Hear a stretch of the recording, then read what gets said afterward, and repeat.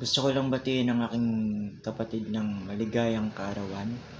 Nawa ang iyong buhay na tinatahak ay lalo pang maging matagumpay at parating ang ating Panginoong Hesus ang nakagabay sa iyo patungo sa landas ng iyong tinatahak at lalo pang bigyan ng kalakasan dahil sa sobrang kasipagan.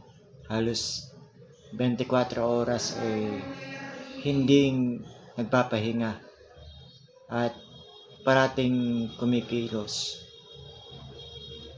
Nagmana ka rin sa ating nanay na hindi uso ang pahinga sa atin.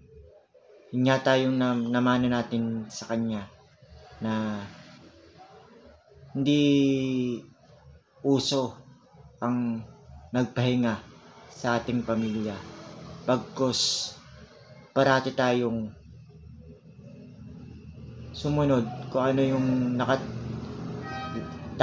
kung ano yung binigay na misyon sa atin ng ating Panginoon sa araw na iyon.